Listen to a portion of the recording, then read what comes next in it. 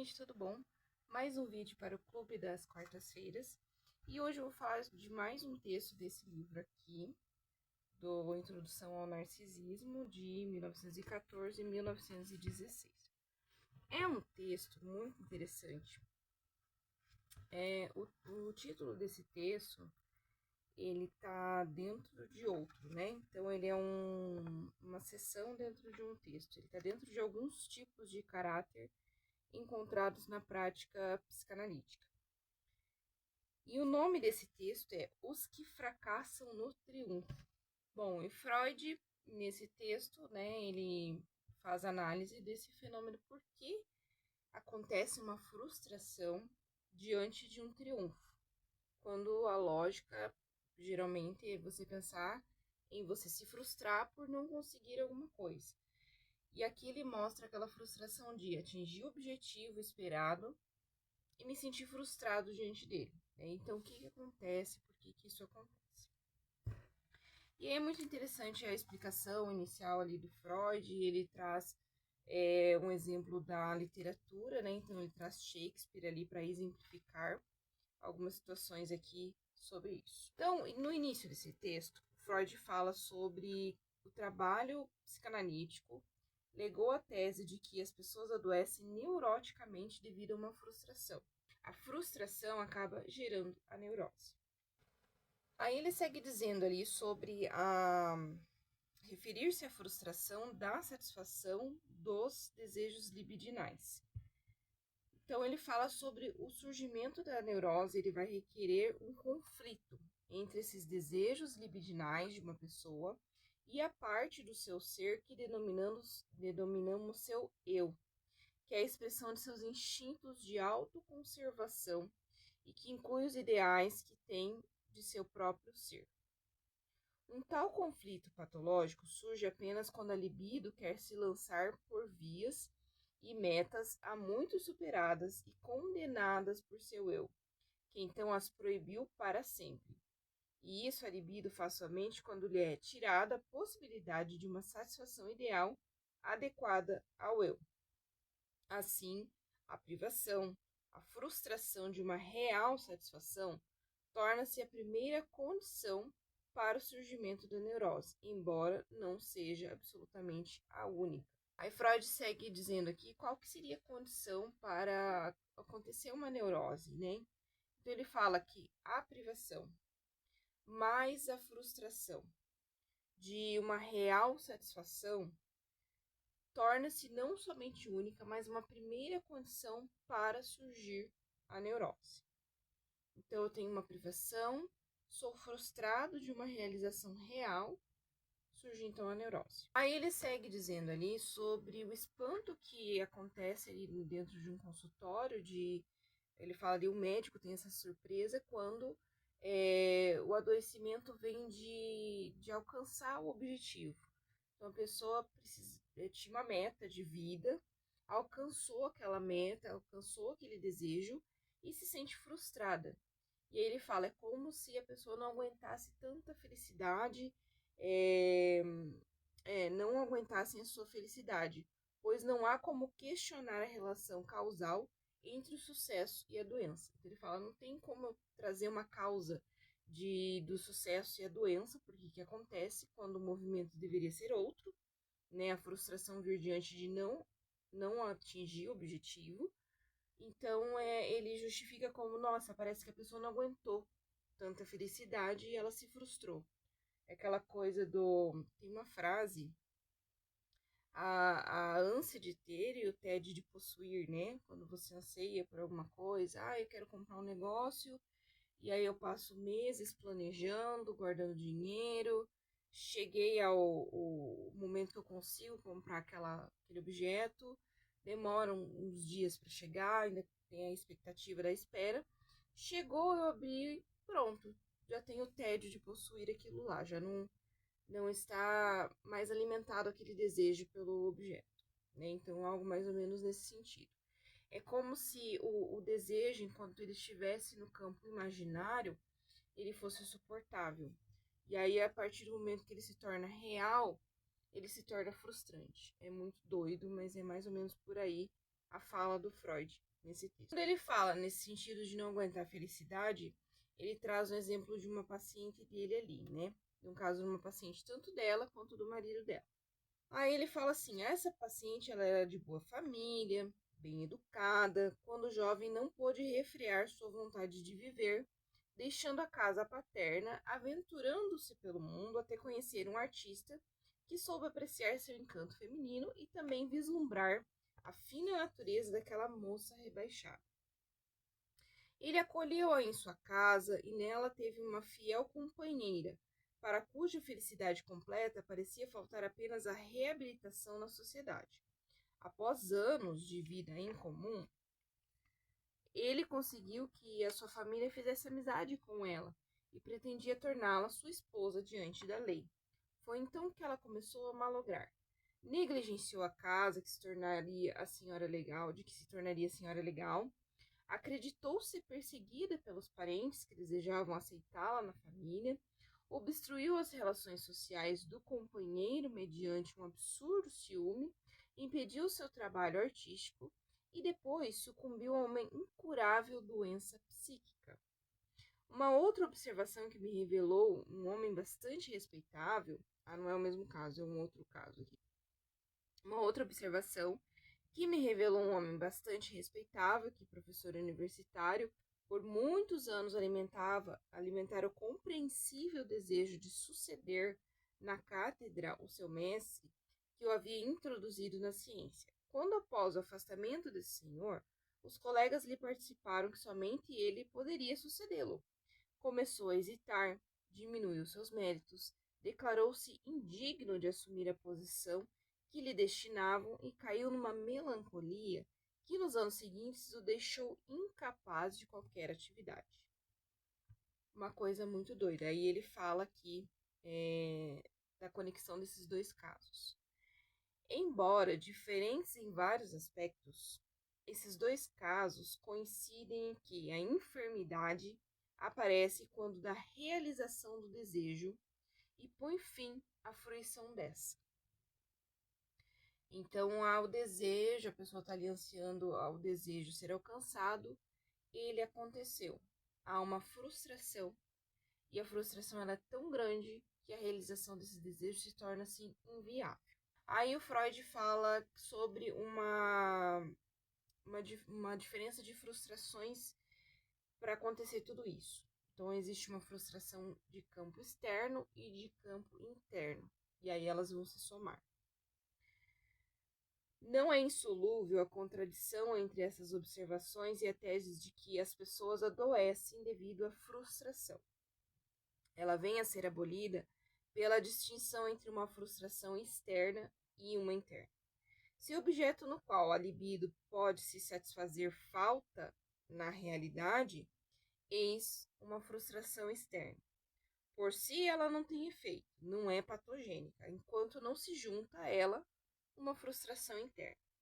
Esta precisa originar-se do eu e contrariar o acesso da libido a outros objetos de que ela agora quer se apoderar. Só então surge o conflito e a possibilidade de um adoecimento neurótico, isso é, de uma satisfação substituta pela via indireta do inconsciente reprimido. Então, ela é uma frustração tida como saudável, entre aspas, porque saudável é muito uma palavra muito relativa dentro da psicanálise, mas assim, a frustração ela é aceitável no sentido de objeto não existe, não está alcançável, e ela se junta a uma frustração que vai se tornar neurótica quando ela tem a sua origem no seu eu ali, porque há uma coisa reprimida, há uma coisa que impede o movimento de fruir de uma forma boa, positiva, e essa frustração externa, encontrar essa frustração interna no sentido de, realizei aquilo, em vez de ficar frustrado, vou ficar feliz, vou ficar contente. Então ele traz essa raiz de, há uma coisa interna impedindo que a felicidade seja plena, né? Mais ou menos por aí. Portanto, a frustração interna deve ser considerado em todos os casos, mas não produz efeito até que a real frustração externa tenha preparado o terreno para ela. Nos casos excepcionais em que as pessoas adoecem com o êxito, a frustração interna atuou por si só e realmente só apareceu depois que a frustração externa deu lugar à realização do desejo. À primeira vista, há algo surpreendente nisso, mas uma reflexão mais detida nos lembra que não é incomum o eu tolerar um desejo como sendo inócuo, quando ele existe somente na fantasia e parece distante de se realizar, e opor-se fortemente a ele quando está próximo de se concretizar e ameaça tornar-se realidade. Ante situações conhecidas de formação da neurose, a diferença está em que geralmente são intensificações interiores do investimento libidinal que transforma a fantasia, até então menosprezada e tolerada, num adversário temido, enquanto nos nossos casos o sinal para a irrupção do conflito é dado por uma real mudança exterior.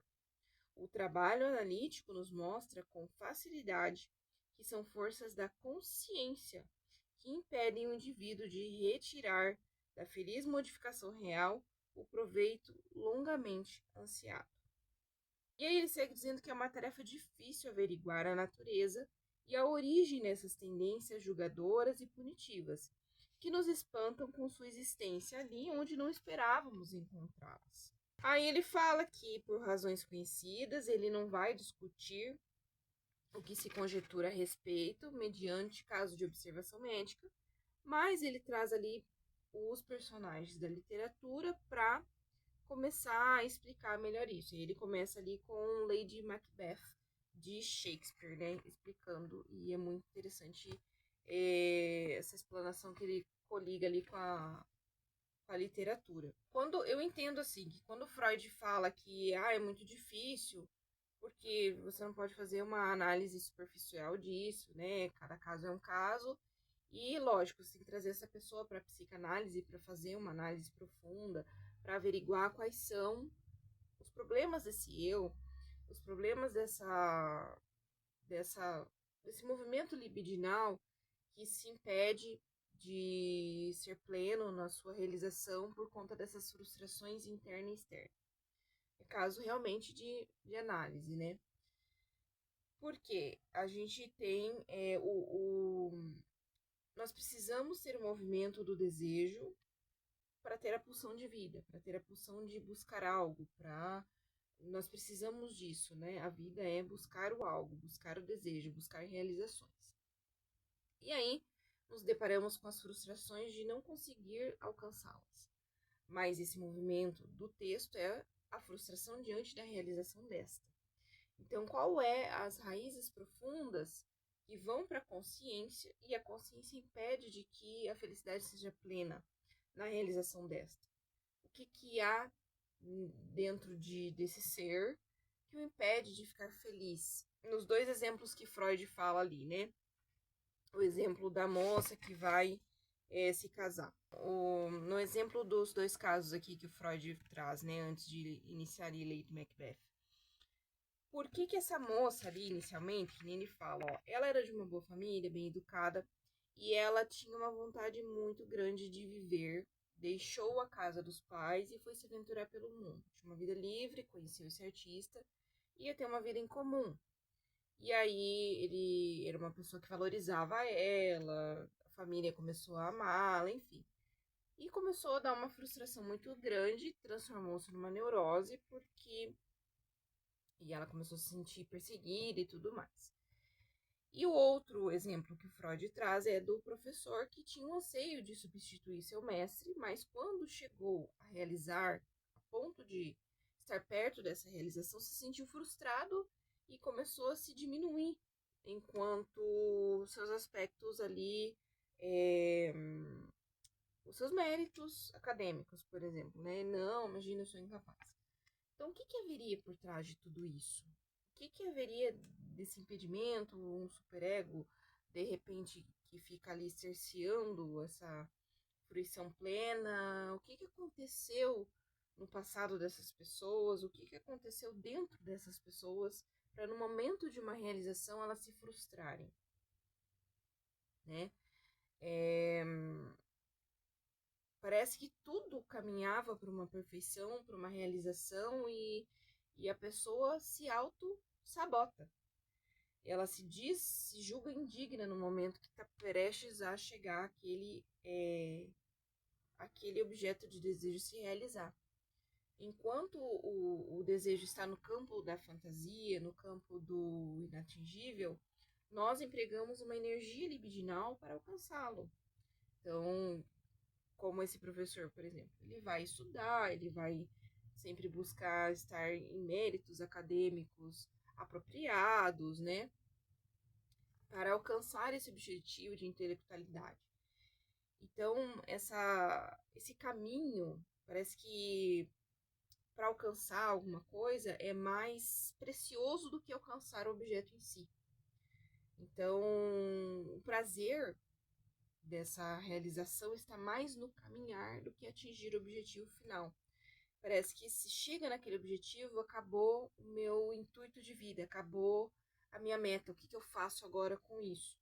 Eu tinha um desejo que ele estava num campo inatingível, eu tinha que seguir uma caminhada para atingi-lo, e quando eu chego a essa caminhada, acabou a minha, a minha meta de vida acabou. É como aquela coisa assim, eu reclamava de tal coisa, de tal problema, meu problema se solucionou, do que eu vou reclamar agora? O que eu faço agora? E aí eu me frustro, aí eu fico neurótica com aquilo, e aí o que? A gente busca outra coisa para alcançar e assim vai, né? Mas o que eu vejo assim bem por fora, bem por alto disso? O que será que tem na Constituição consciente que traz para a consciência um bloqueio para essas pessoas, para todos nós, ou que passamos por uma situação dessa? O que acontece? Que nem esse professor aqui.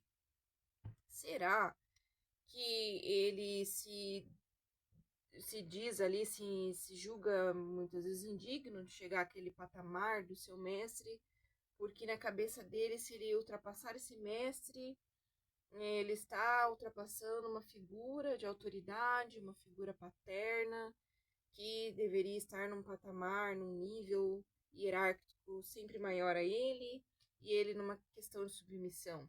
E aí, quando ele chega àquele objetivo, ele se frustra porque ele não pode, porque ele se julga incapaz, por mais que ele seja capaz, mas que foi imposto a ele, de repente, uma questão de estar ali submetido mesmo, ser subjugado lá no passado. Será? Será que houve um menosprezo lá no passado e ele não consegue atingir porque aquilo está induzido lá na cabecinha dele? Não, você não vai alcançar isso porque você é incapaz, porque você é limitado. E aí ele tem que responder aquelas questões passadas. É uma coisa muito doida, né? Porque a gente pensa assim, gente, mas é fácil resolver. Não é. Não é porque existe uma diferença muito grande daquilo que a gente traz à consciência, daquilo que a gente olha e fala, não, isso é uma questão fácil, é só resolver. Eu tô triste? É só não ficar triste.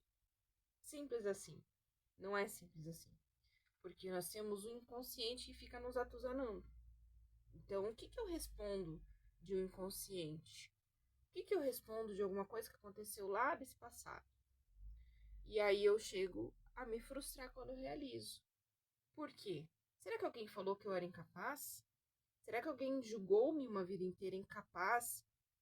E de repente hoje eu começo a responder a essa voz que me falava que eu era incapaz, que eu precisava sempre estar à mercê, sempre abaixo, e de repente eu me ver nessa inversão de papel faz com que eu entre em conflito com esse passado de uma voz, que eu tenho que responder que sim, realmente eu tenho que ser sempre submisso?